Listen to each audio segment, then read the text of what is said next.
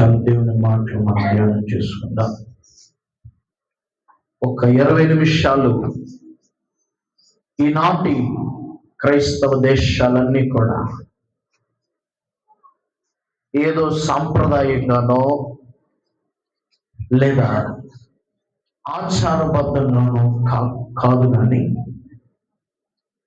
ఏ సందర్భాన్ని మనం మర్చిపోకూడదు అనేటువంటి ఆలోచనతో ఆనాడు యేసుక్రీస్తు ప్రభువారు ఎలాగైతే యెరూషలేము పురంలోనికి ఆయన ప్రవేశించాడో మనందరికీ బాగా తెలుసు.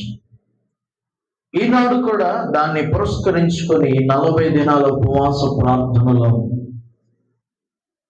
ఈస్టర్కు ముందు వారం మంటల ఆదివారం అనగా ఈ ఆదివారం మొదలుకొని రేపు శుక్రవారం, శనివారం, ఆదివారం వరకు దీన్ని హోలీ వీక్ అని పిలుస్తారు, పరిశుద్ధమైన వారం.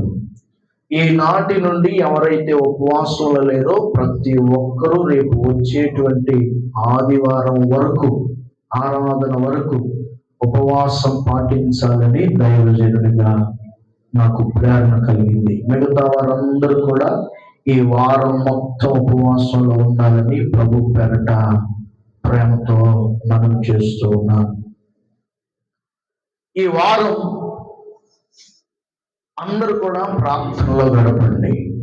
ప్రభు ఒక వినూత్నమైన కార్యం మన మధ్యలో జరిగించినట్లుగా, మన కుటుంబంలో జరిగించినట్లుగా, మనలో జరిగించినట్లుగా, మన వ్యక్తిగత జీవితాలు జరిగించినట్లుగా నేను పాడుతూ ఉన్నప్పుడు ప్రభు నాకు కలిగించినటువంటి ప్రేరణ ఇది. నేను ముందుగానో అనుకొని ఆలోచించుకోను, ఇక్కడికి వచ్చి కూర్చోనో మీ అందరికి చెప్పాలనో, లేకపోతే మీరు ఉపవాసం చేయలేదని నాకేదో జలసనో మీరు అనుకోకండి.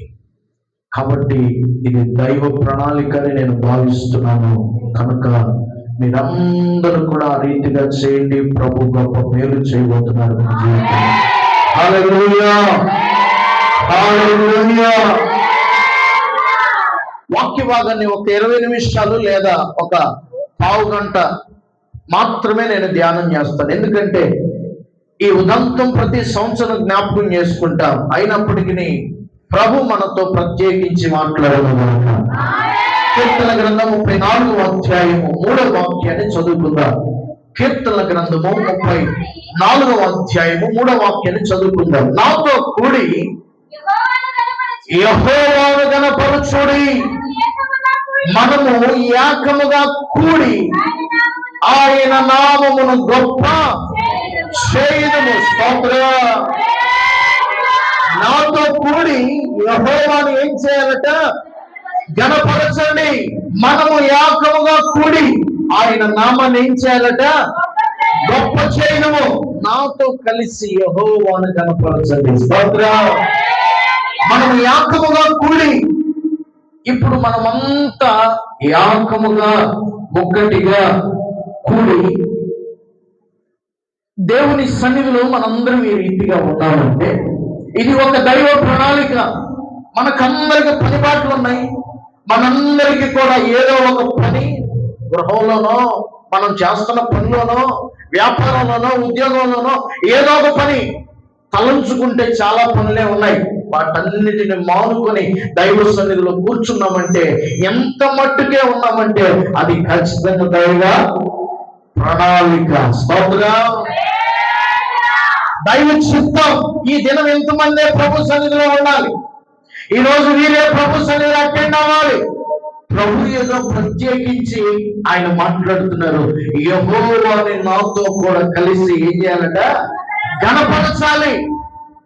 అంటే గణపరచటం ఏకముగా అంటే నేనేదో వాక్యం చెప్తా ఉంటే నువ్వేదో వాక్యాన్ని బైబిల్ గ్రంథం తిరగేయటమో, లేకపోతే నేను వాక్యం ప్రకటిస్తూ ఉంటే నువ్వేదో పాటల పుస్తకంలో పాటలు పాడుకుంటా పాటల పుస్తకాన్ని తిరగేయటమో కాదు. లేకపోతే నేనేదో ప్రార్థన చేస్తా ఉంటే నువ్వు కళ్ళు తెరిచి అటు ఇటు ఇటు అటు అటు ఇటు చూడటం కాదు. నేను వాక్యం చెప్తా ఉంటే వినటం ఏక మనసు. స్తోత్రం. నేను పాట పాడుతూ ఉంటే, నేను ఆరాధిస్తూ ఉంటే, నాతో కలిసి ప్రభుని ఆరాధించటం ఏక మనసు. స్తోత్ర. నేను పాట పాడుతూ ఉంటే నా స్వరంతో పాటు నీ స్వరం కలిపి, నా స్వరంతో పాటు నీ చేతులు కలిపి ప్రభుని గణపరచడం ఏక మనసు. స్తోత్ర. ఆ ఏక మనసు, ఏకాత్మ, ఏక తాత్పర్యం కలిగిన వారమై ప్రభు సన్నిధిలో మనం కొనసాగుతున్నాం. ప్రభు సన్నిధిలో ఉండినప్పుడు, ప్రభు వాక్యాన్ని మనం ప్రకటిస్తున్నప్పుడు కొందరు పుస్తకాలు చూసుకున్నట్లుగా, కొందరు ఫోన్లో ఉంటారు, మరికొందరు మరొక పనిలో ఉంటారు. అది ఏకాత్మ కాదు, ఏక మనసు కాదు.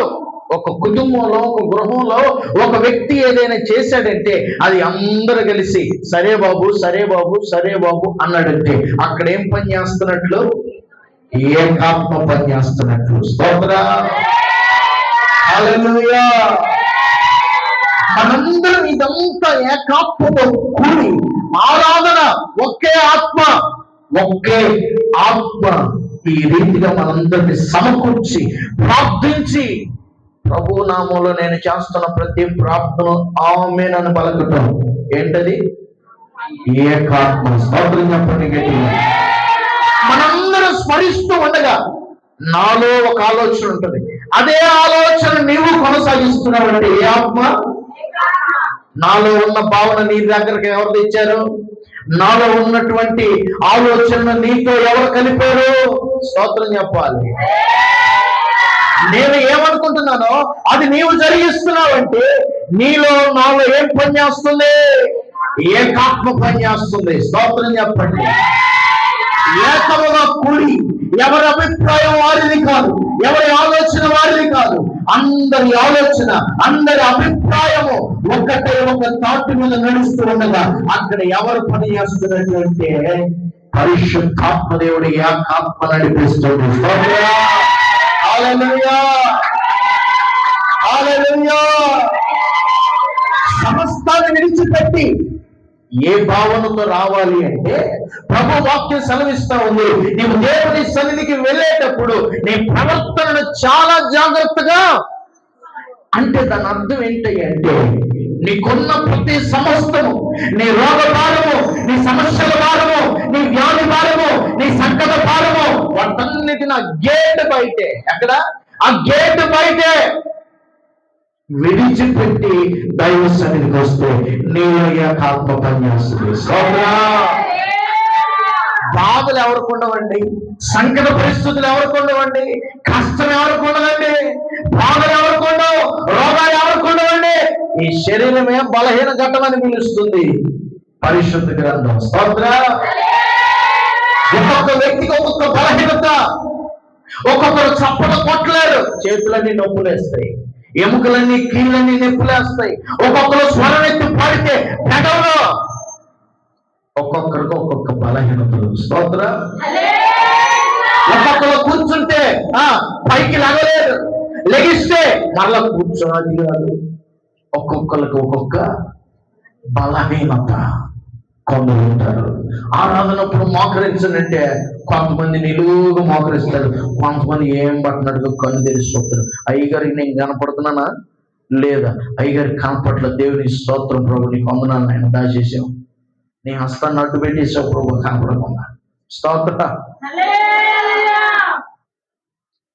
అట్లా కాదు, ఏకాత్మ నీలో నాలో పనిచేయాలంటే మనందరం ఏకముగా కూడి నీకు కలిగినవన్నీ సమస్తం ఆ గేటు బయట విడిచిపెట్టి సమస్తముతో కూడా రాకుండా నీకు కలిగిన అధికారమే కావచ్చు, నీకు కలిగినటువంటి బలమే కావచ్చు, నీకు కలిగినటువంటి మరి ఏదైనా కావచ్చు, బలహీనతలే కానీ, పాజిటివే కానీ, నెగిటివే కానీ, ఏదైనా కానీ ప్రభు సన్నిధిలో నీ ప్రవర్తన జాగ్రత్తగా చూసుకుని దైవ సన్నిధిలోకి వచ్చి కూర్చున్న తర్వాత నీలో నాలో ఆత్మ నీలో పనిచేస్తుంది, నీలో ఆత్మ నీ పక్కనలో పనిచేస్తుంది, నీ పక్కనలో ఆత్మ ఆ వెనకాలలో పనిచేస్తుంది. నీలో వాళ్ళ నిద్ర ఆపుకుంటే నీ పక్కన కూడా ఏమొచ్చింది? నిద్ర వచ్చింది అంటుంటుంది. నిద్రలోనే అంటుంటుంది. ఆ పక్కన చూద్దామని ఆ పక్కన వాళ్ళు కూడా చూస్తే ఆమె కూడా సుప్తావస్థలో ఉంటుంది పాపం. నువ్వు లేకు, నువ్వు నిద్రపోతున్నావు, నాకు నిద్ర వస్తున్నా అంటది. స్తోత్రం. హల్లెలూయా. ఒకప్పుడు ఆల్ నైట్లో ఉండేవాళ్ళం. తెల్లవారుజామున 3 గంటల దాకా ఆల్ నైట్ జరిగేది.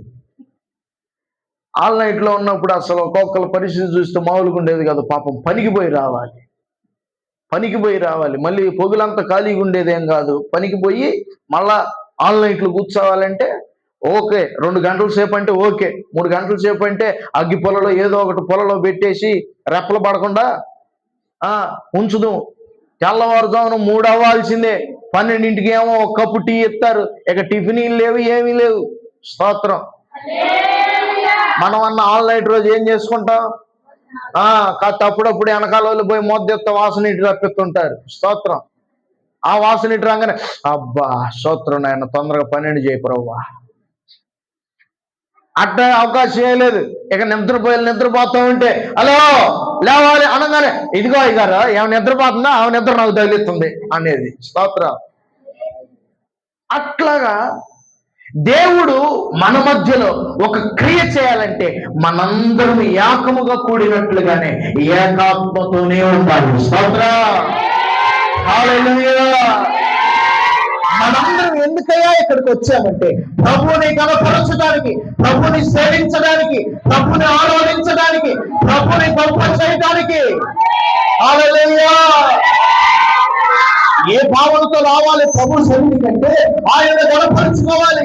కొద్దిసేపు అయినా బ్రతికించి, ఆయుష్నిచ్చి, ఆరోగ్యం ఇచ్చి ఎప్పుడో మరణ శైలిలో ఉండాల్సిన నేను ఈ రోజు నా పేరు ఇంకా జ్ఞాపకం పెట్టుకున్నానంటే, ఇంకా నన్ను పిలుస్తున్నానంటే, ఇంకా నేను కనులెత్తి చూస్తున్నానంటే ఆ దేవుణ్ణి ఆరాధించాలి, ఆ ప్రభుని గణపరచాలి, ఆ ప్రభుని సేవించాలి అనే భావనతో మనం ప్రభు సన్నిధిలో కూర్చోవాలి. స్తోత్రం.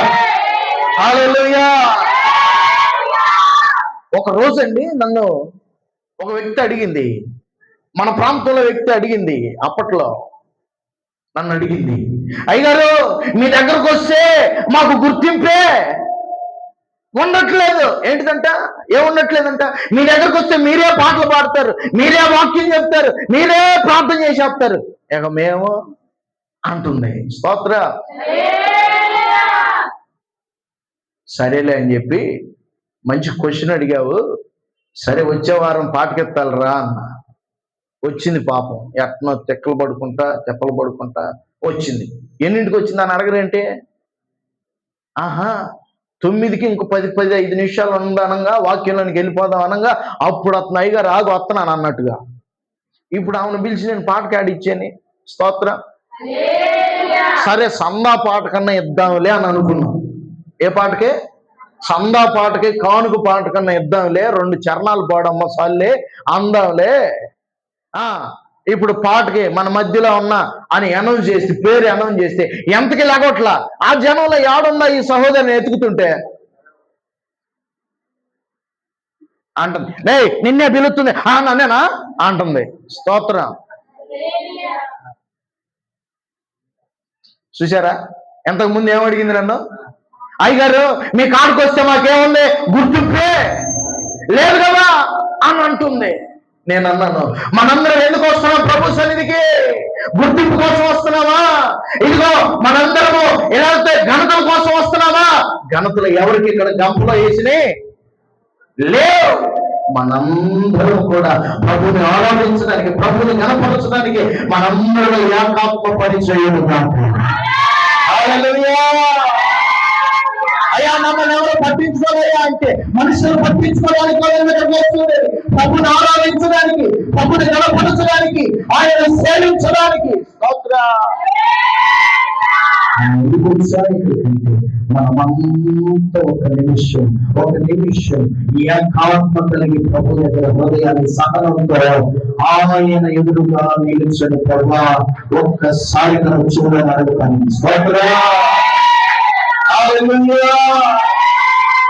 ఒక వ్యక్తితో మన మనస్సులన్నీ వ్యాపం చేసుకోవడానికి, ఒక దేవునితో, నన్ను బ్రతికించిన దేవునితో నా మనస్సును తెరిచి ఆయన మనస్సుతో ఏం చేయాలి? మనం యాగం చేయాలి. స్తోత్రం కలుగుతుంది. మన మనస్సు ఆయన మనస్సు యాగమైనప్పుడు నీ ద్వారా, నీలో, నీ జీవితంలో, నీ కుటుంబంలో, నీ వ్యవస్థలో, నువ్వు నివసిస్తున్నటువంటి ప్రాంతంలో గొప్ప కార్యాలు చేయగలిగిన దేవుడు. హల్లెలూయా.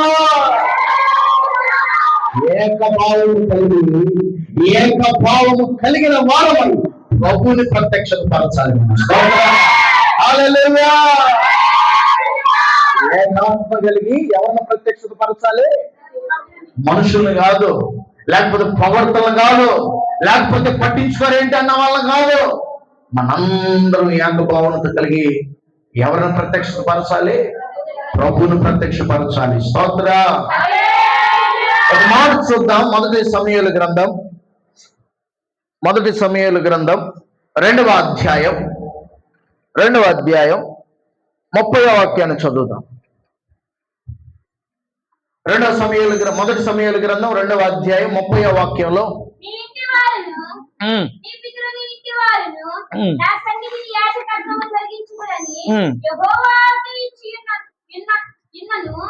నాకు కావాల్సిన పాయింట్, నన్ను గణపరచు వారిని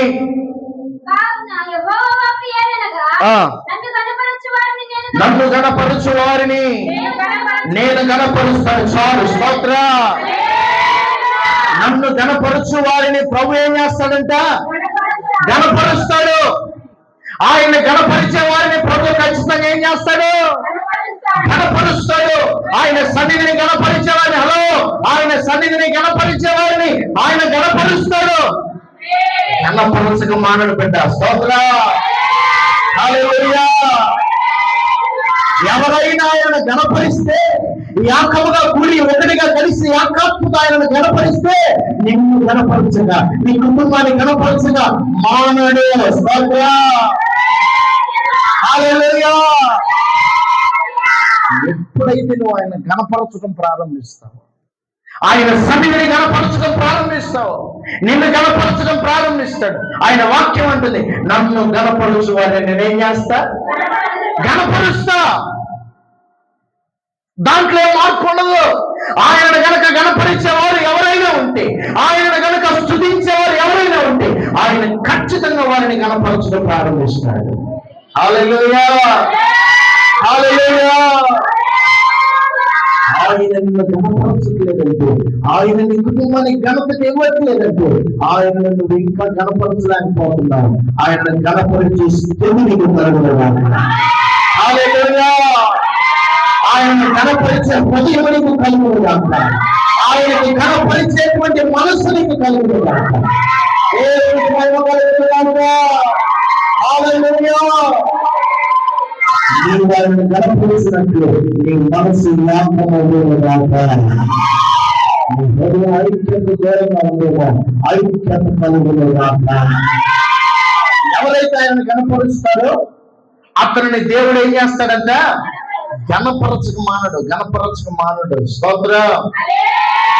ఎవరైతే ఆయనను హెచ్చిస్తారో, ఎవరైతే ఆయనను ఘనపరుస్తారో, ఎవరైతే ఆయనను మహింపరుస్తారో, ఎవరైతే ఆయనను హెచ్చిస్తారో వారిని హెచ్చిస్తాడు, వారిని ఘనపరుస్తాడు. మనం ఎప్పుడు కూడా కూరగాయల మార్కెట్కి వెళ్తే అక్కడ నన్ను హెచ్చించయ్యా, అక్కడ నన్ను గణపరచయ్యా. మనం మరి పెళ్లికి వెళ్ళినా ఎక్కడికి వెళ్ళినా ఏం చేయాలనుకుంటాం? నేను ఘనంగా ఉండాలి, నా వస్త్రధారణ ఘనంగా ఉండాలి, నలుగురిలోనికి నేను వెళ్ళేటప్పుడు నేను ఘనముగానే వారికి కనబడాలి. స్తోత్ర. మనం అప్పుడప్పుడు ప్రార్థన చేస్తాం, ప్రభువా మమ్మల్ని గణపరిచయ్యా, మా కుటుంబాన్ని హెచ్చించయ్యా, మా కుటుంబాన్ని ఆశీర్వదించు ప్రభువా. ఎంతకాలం ఈ లేమి, ఎంతకాలం ఈ కొదవ, ఎంతకాలం ఈ లోటు, ఎంతకాలం ప్రభువా మమ్మల్ని గణపరిచయ్యా. స్తోత్ర. మనం అప్పుడప్పుడు ప్రార్థన చేస్తాం. ఈ వాక్యం గుర్తుకు రావాలి. నిన్ను గణపరచాలంటే మనం అప్పుడప్పుడు ప్రార్థన చేస్తాం, అయ్యా ఇదిగో పంటేశాను ప్రభువా, అది ఆ పక్కనోడి చేను కంటే, ఆ ముందున్నాడు చేను కంటే, ఈ పక్కనున్నవాడి చేను కంటే నా చేలో 4 బస్తాలు ఎక్కువ, పోతే పోయింది పానే ప్రభు అనుకుంటామండి ఎవరన్నా? స్తోత్ర.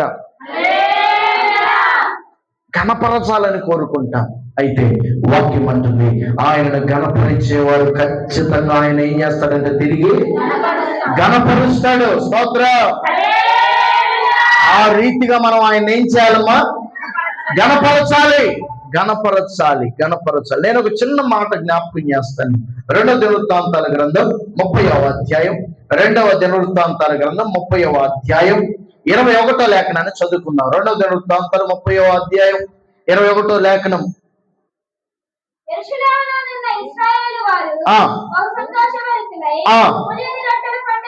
లేవీయులను యాజకులను యెహోవాను గణపరచుచు గొప్ప నాదము గల వాయిద్యములతో ప్రతి దినము స్తుతించుచు ఉండిరి. స్తోత్రం. ఎప్పుడంట ప్రతి దినము. ఆదివారం మాత్రమేనా? శనివారం మాత్రమేనా? మంగళవారం మాత్రమేనా? శుక్రవారం మాత్రమేనా? లేక ఏమంట? ఏం చెప్తుంది వాక్యం? ఏం చెప్తుంది? ప్రతి దినం. అందరూ చెప్పాలి. ఎప్పుడంట? ప్రతి దినము స్తుతిస్తూ మనందరం ఏకమవ్వాలి. అయ్యగారు ప్రతిరోజు మందిరానికి రావాలంటే ఉద్యోగానికి బావద్దా, వ్యాపారం చేసుకోవద్దా, పనిపాట్లకు బావద్దా? అవును, మనకు ప్రతిరోజు ఇక్కడ కూడుకోవాలంటే అది కుదిరే పనే కాదు. జీవన ఉపాధి మనం ఏదో ఒక పనిలో ఉంటాం కనుక ప్రతిదినం మనం కూడుకోలేము. కానీ ఆయనను స్తుతించే సమయం మాత్రం ఖచ్చితంగా ఎక్కడున్నా, ఏ చోటున్నా, ఏ స్థలంలోన్నా ఇవ్వగలమా లేదా? మీ హృదయాలను తెలుసు. మనం ఇవ్వగలము. మనం కూడి ఉన్న స్థలంలో లేకపోతే మన గృహంలో ప్రతి దినం ఏం చేయాలంటే ఆయనని స్తుతించాలి. స్తుతుల ద్వారా ఆయన గణపరచాలి. ఆయన గణపరుస్తూ ఉంటే, స్తుతిస్తూ ఉంటే ఆయన తిరిగి నువ్వు ఎక్కడ స్తుతిస్తున్నావో ఆ స్థలంలో నీ తల పైకి ఉంటాడు. ఎక్కడ ఆయన గణపరుస్తున్నావో, ఏ ప్రాంతంలో ఆయన గణపరుస్తున్నావో, ఏ మనుష్యుల మధ్యలో ఆయన గణపరుస్తున్నావో ఆ మనుష్యుల మధ్యలోనే తిరిగి నిన్ను గణపరుస్తున్నాడు. హల్లెలూయా. ఆ మనుషుల మధ్యలో నిన్ను హెచ్చిస్తాడు. ఆ మనుషుల మధ్యలో నిన్ను ఆశీర్వదిస్తాడు. ఆ మనుషుల మధ్యలో నిన్ను దీవెనకరంగా ఆ మనుషుల్ని మారుస్తాడు. హల్లెలూయా. ఆ మనుషులకే ఎక్కడైతే నువ్వు ఆరాధిస్తుంటే కెంచపరచబడ్డావో, ఎక్కడైతే నువ్వు ఆరాధిస్తుంటే ఎందుకట్లా కేకలేస్తారు అని అంటారు, ఆ ప్రజల మధ్యలోనే నా ప్రభు మనల్ని హెచ్చిస్తాడు. హల్లెలూయా. ఒక రోజు అన్నాడు అయ్యగారు, ఒక ఆయన అన్నాడు నాతోటి, ఇక్కడే మన ప్రాంతంలోనే, అయ్యగారు మీ పాటలు బాగా పాడతారండి. మీరు ఏంటట? మీరు పాటలు బాగా పాడతారండి అయ్యగారు. మీరు వాక్యం చెప్తా ఉంటే అసలు 10-15 నిమిషాలు ఆ వాక్యం అలాగే ఉన్నా కూడా చాలా అర్థవంతంగా చెప్తారండి, చాలా బాగా చెప్తారు.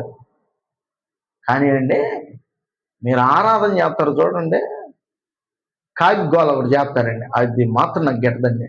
స్తోత్రం అని అన్నాడండి. నాకు నోట్లోంచి మాట రాలా, నాకేం సమాధానం చెప్పాలి అర్థం కాల. హల్లెలూయా.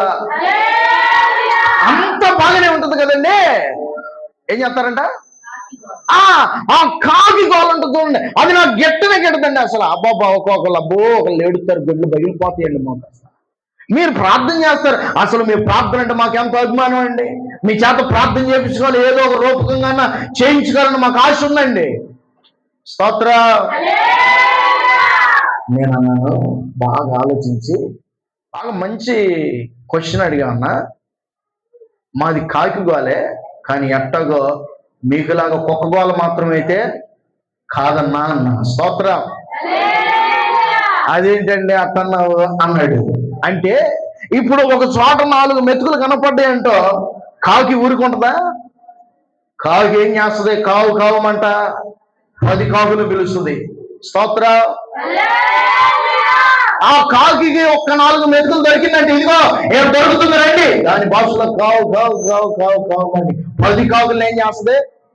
పిలుచుకొచ్చి ఉన్న ఆహారాన్ని ఆ 10 కాకులకు కూడా అది 2 మెతుకులు తిని పక్కన కాకి వచ్చిన కాకి అది బిలవంగా ఆహ్వానించక వచ్చిన కాకులకి ఇంకా 4 మెతుకులు పెట్టి పంపిస్తుంది. స్తోత్ర. కుక్కకి ఎంత అన్నం పెట్టి చూడు, ఏ కుక్కనన్నా రానిత్యా అదంటూ ఇది నా ఏరియా, నేను ఎందుకు వచ్చావు? స్తోత్రం, హల్లెలూయా.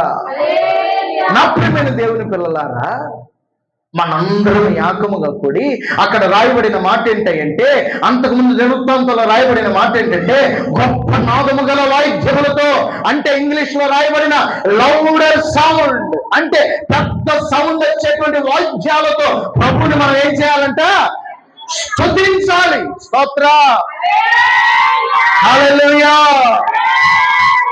స్తుతి మనకు ఎబ్బెట్టు కాకూడదు, స్తుతి మనకు ఆయాసం కాకూడదు, ఆరాధన మనకు ప్రయాస అవ్వకూడదు. స్తోత్రం. స్తుతి మనకు ప్రతిఫలాన్ని కలిగించేటట్లుగా, స్తుతి మనకు ఇష్టంగా మారును గాక, స్తుతి మనకు ప్రీతికరమగును గాక. హల్లెలూయా. చాలా మందికి ఆరాధన అంటే బహు కష్టతరం అండి. ఆరాధనలో కూర్చోవటం అంటే అన్నిట్లో బాగుంటుంది కదండి. అన్న చెప్పినట్టుగా అంతా బాగానే ఉంటుంది, కానీ పాస్టర్ గారు మీ ప్రార్థన అంటే మాకు ఇష్టం, మీరు మీ చేత ప్రార్థన చేయించుకోవాలని మాకెంత అభిమానం. స్తోత్రం. కానీ మీరు చేసే ఆరాధన చూడండి, ఒక 20 నిమిషాలు, ఒక 15 నిమిషాలు మాకు చాలా కష్టంగా ఉంటుందండి. ఆరాధన మనకు ఆయాసం అవ్వకూడదు. ఆ ఆరాధనలోనే దేవుడు బంధకాలన్నిటిని దూరపరుస్తాడు. స్తుతి, ఆ స్తుతి చేస్తూ ఉండగా ప్రతి స్థితిగతులు మార్చబడతాయి. హల్లెలూయా.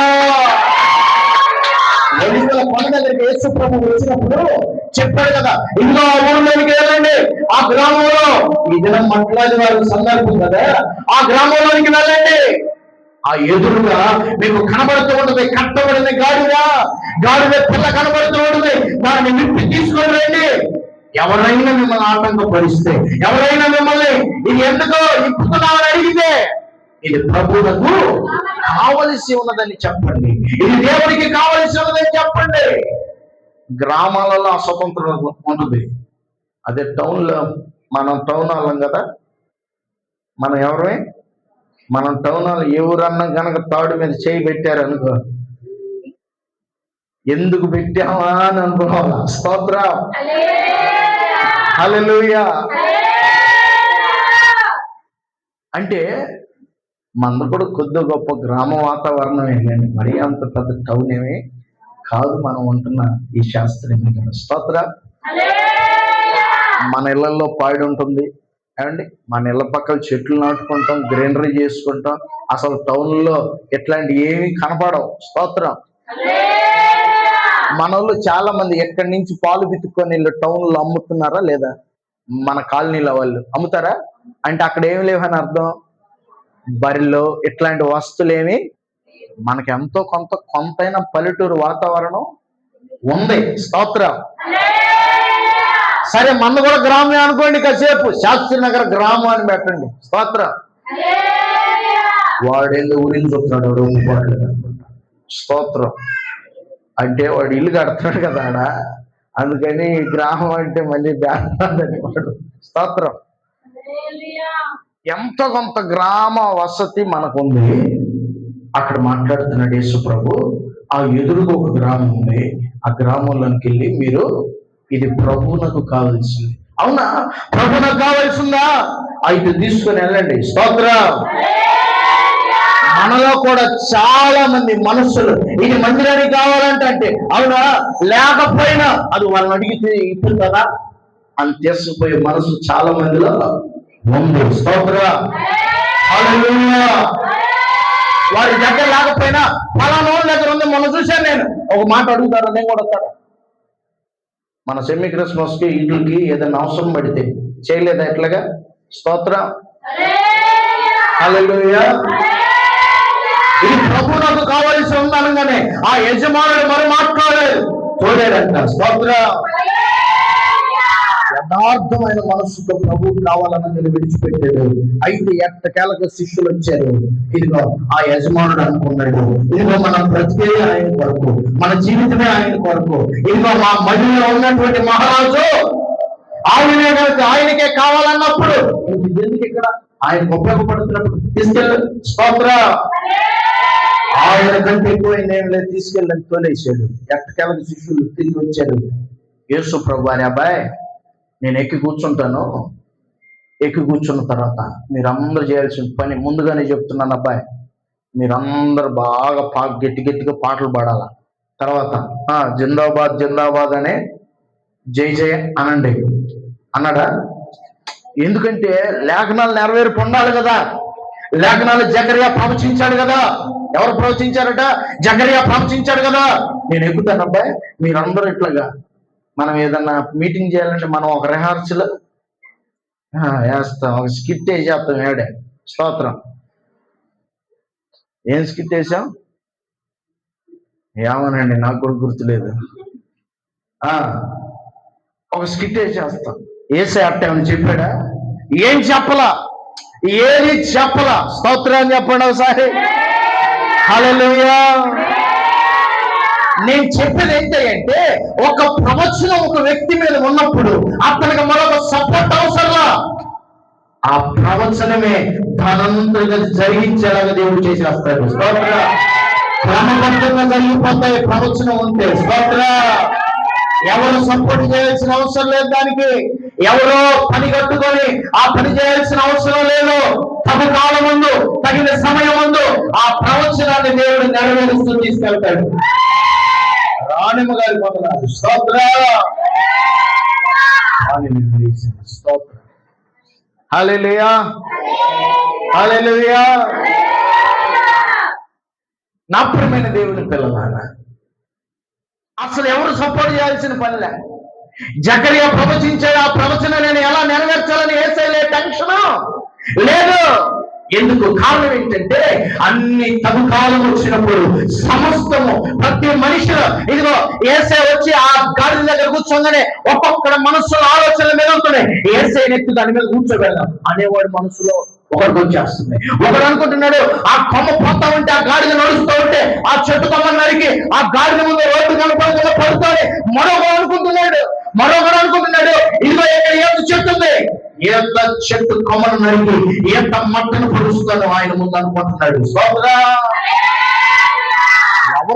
ఎవరైనా చెప్పారా ఇలా చేయాలని? ఎవరికి చెప్పాల్సిన అవసరం లేదు. కారణం ఏంటంటే ఆ సమయం వచ్చినప్పుడు ఆ ప్రవచనం లేఖనం నెరవేర్పు దానంతకలే జరిగిస్తాడు దేవుడు. నీ మీద ఒకవేళ ప్రవచనం ఉంటే, నీ జీవితం మీద ఒకవేళ ప్రవచనం ఉంటే, నీ కుటుంబం మీద ఒకవేళ ప్రవచనం ఉంటే దానికి ఎవరు సపోర్ట్ చేయాల్సిన అవసరం దానంతకలే జరిగిస్తాడు. చెప్పండి గట్టిగా. హల్లెలూయా. ఎన్ని ఆటంకాలే రాని, ఎన్ని అవయవాలే రాని, ఎన్ని వికట్లే రాని, నీ మీద ప్రవచనం ఉంది. ఆ ప్రవచనం నెరవేర్పుపై తగిన కాలం ఉంది, తగిన సమయం వచ్చగానే ఆ సమయాన్ని నెరవేరుస్తూనే వస్తాడు. హల్లెలూయా. ఆ రీతిగా మనందరం కూడా ఏ మనసు కలిగి ఉండాలి? ఆమేన్ చెప్పండి గట్టిగా.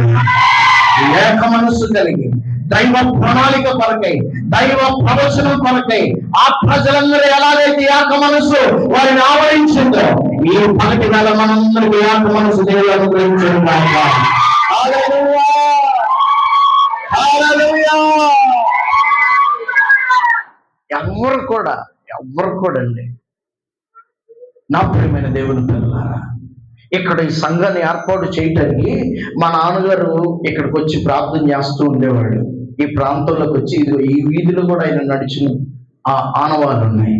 మా నాన్నగారు పరిచయం చేసేటప్పుడు ఈ ప్రాంతంలో కూడా ఆయన తిరిగి పరిచయం చేసిన ఆనవాళ్ళు ఉన్నాయి.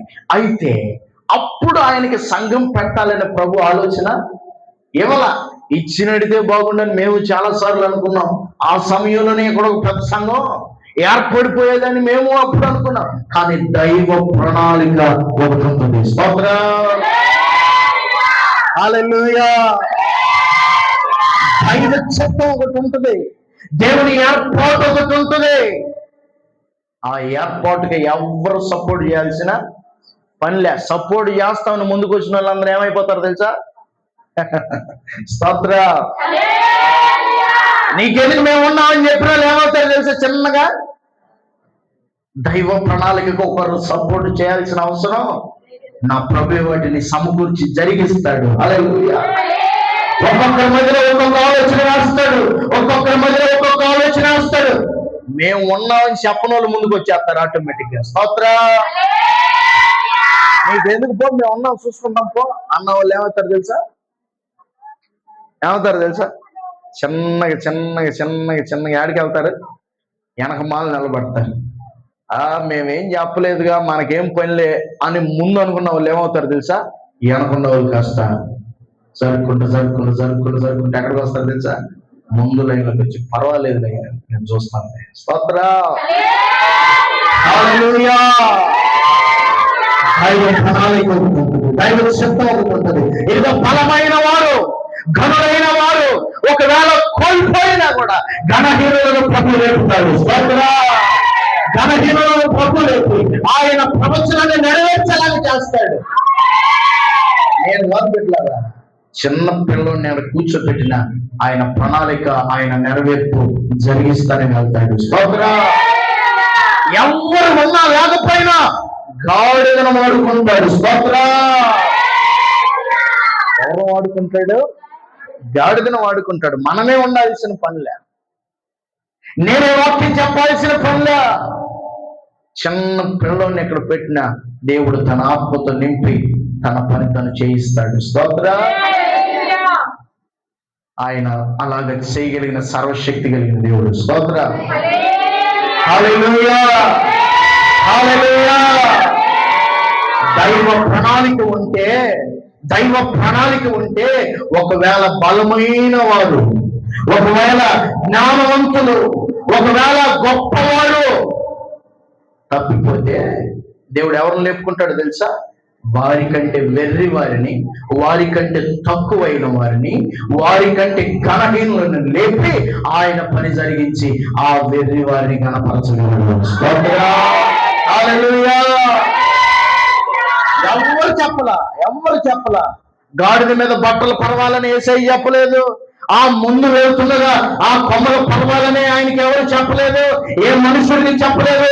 వెళుతూ ఉండగా మత్తయి సువార్త 21వ అధ్యాయం నుంచి 7వ వాక్యం మొదలుకొని 9వ వాక్యం వరకు చదివితే ఆ గాడిదను దాని పిల్లలను తోలుకొని వచ్చి వాటి మీద బట్టలు వేయగా ఆయన బట్టల మీద కూర్చుంటాను.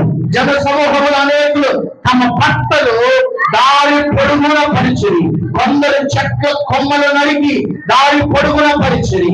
జన సమూహములో ఆయనకు ముందుగా వెలుచుండిన వారు, వెనుక వచ్చుచుండిన వారు, దావీదు కుమారునికి జయము, ప్రభు పేరుట వచ్చువాడు స్తుతింపబడును గాక, సర్వోన్నతమైన స్థలములలో యేసయ్యకు జయమని ఖ్యాతులు వేశారు. ఎవరైనా ఇలాగ చేయాలని చెప్పారా? ఎవరైనా ఇలాగ ప్రవర్తించాలని చెప్పారా? ప్రవచనం గనక నీ జీవితంలో ఉంటే నువ్వు చెప్పకపోయినా, ఎవరు నిర్ణయించకపోయినా ఆ ప్రవచనం నెరవేర్పుతాయి. ప్రభువే నీ కుటుంబాన్ని సిద్ధపరుస్తాడు, ప్రభువే నీ జీవితాన్ని సిద్ధపరుస్తాడు, ప్రభువే నీ కార్యాలు నెరవేరుస్తాడు, ప్రభువే నీ జీవితాన్ని సిద్ధపరుస్తాడు. నీ జీవితంలో కనుక ప్రవచనం ఉంటే, నీ జీవితంలో కనుక ప్రవచన వాక్కు ఉంటే దాన్ని నెరవేర్పుగా ఎవరో వచ్చి నీకు సపోర్ట్ చేయాల్సిన అవసరం. ఆ సమయానికి డబ్బులు వచ్చి పడతాయి అంతే, ఆ సమయానికి ప్రతిదీ సమకూర్చబడుతుంది అంతే, ఆ సమయానికి ప్రతి ఒక్కరు వచ్చి నీ దగ్గర నిలబడతారంతే. యేసై ఎవరిని పిలవలేదు, కానీ యేసై దగ్గరకు ప్రజలే వచ్చారు. హల్లెలూయా. జీవితంలో ప్రభు దైవజనుల ద్వారా ఏ ప్రవచనం చెప్పాడా? జకరియా ద్వారా ప్రవచించబడిన ప్రవచనం ఇంటి రీతిగా నెరవేర్చబడింది. హల్లెలూయా. మీ జీవితంలో ప్రవచించబడిన ప్రతి ప్రవచనం అట్టి రీతిగా నెరవేర్చబడిన అందరూ యాకంగా కూడారు. వారందరూ ఎలాగో కూడారట? యాకంగా కూడారు. వారందరి యాక మనసు కలిగింది, వారందరికీ ఏకాత్మ కలిగింది. ఒకరు స్తుతిస్తూ ఉన్నాడు, ఒకరు బట్టలు పరుస్తూ ఉన్నాడు, ఒకరు యేసయ్య పక్కన నిలుస్తున్నాడు, మరొకరు ముందు నడుస్తున్నాడు, మరొకరు వెనక నడుస్తున్నాడు. చేజేలు పట్టమని అమ్మడి చెప్పకపోయినా నోరు తెరిచి స్తుతిస్తూ ఉంటే ఒకరు అంటున్నాడు, వాళ్ళ ఆత్మని చెప్పు ముందు. ఏమంటున్నాడు? వాళ్ళ ఆత్మని చెప్పు ముందు. ఆయన అన్నాడు, వారు కనుక ఆపితే ఇక్కడున్న ఈ రాళ్ళు నన్ను స్తుతిస్తాయి. కారణం ఏంటో తెలుసా? ప్రవచనం ఉంది, స్తుతిస్తాయి అని. హల్లెలూయా. ఆ యెరూషలేము పురములో మనుషుల నోర్లు కట్టేసుకుంటే ఏం మాట్లాడాయి? రాళ్ళు మాట్లాడాయి. రప్పల పుట్టలు చెట్లు మాట్లాడేవి. ఆ వింత ప్రజలు చూసేవారేమో. స్తోత్రం, హల్లెలూయా. నీ జీవితంలో కూడా ఇది సాధ్యపడదని అసాధారణమైన పనిని జీవితం ఒకవేళ ఉంటుంది. కానీ దానిపైన ఒకవేళ ప్రవచనం ఉంటే అసాధారణం ఇది జరగదు అనుకుంటున్నావేమో. ప్రవచనం కనుక దాని మీద వెప్పబడి ఉంటే అసాధారణం నీకు అవుతుందేమో. అది దేవునికి కాదు. స్తోత్రం చెప్పు, హల్లెలూయా చెప్పు గట్టిగా. సప్పట్లు పెట్టి యేసయ్యను మహిమపరచు. స్తోత్రం, హల్లెలూయా. నీ జీవితంలో, మన బ్రతుకులో, మన కుటుంబంలో ఎలాగైతే యేసుక్రీస్తు వారి యొక్క జీవితంలో ఆ ప్రవచనం నెరవేర్చబడిందో, మన జీవితాల్లో ఆ ప్రవచనాలు అలాగే నెరవేర్చబడింది. మనందరం ఏకముగా కూడి, మనందరం ఎలాగా ఏకముగా కూడి, ఏకాత్మ కలిగి, నీ కుటుంబం కూడా ఏకాత్మతో, ఏక మనస్సుతో నీతో ఏకీభవించగలిగినటువంటి మనస్సు నీకు, నీ కుటుంబానికి, నీ పిల్లలకు కలుగుతుందాక. సంఘములో కూడా ఏకాత్మ కలిగి, ఏక తాత్పర్యం కలిగి, ఏక మనస్సుతో దేవుడిని ఆరాధించగలిగిన మనస్సు నా ప్రభు మనందరికీ దయచేయగాక.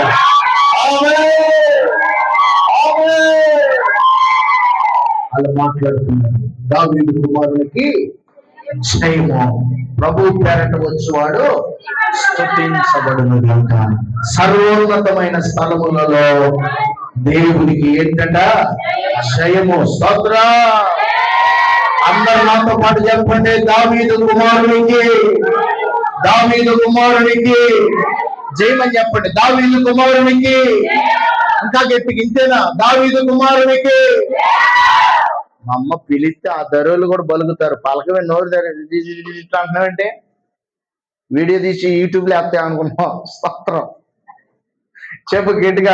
దావీదు కుమారునికి ప్రభు పేరట వచ్చువాడు స్తుతింపబడును గాక. సర్వోన్నతమైన స్థలములలో జయము అని ఆనాడు ప్రజలు కేకలేశారు. ఈ రోజు నువ్వు కేకలేశావు. నీ జీవితంలో ప్రభు చెప్పిన మాటలన్నీ నెరవేర్చబడును గాక. అట్టి పరిశుద్ధాత్మ దేవుడు మనందరికీ అనుగ్రహించుకుంటా. స్వేచ్ఛార్పణలు అర్పించుకుంటా. స్వేచ్ఛార్పణలు అర్పించు.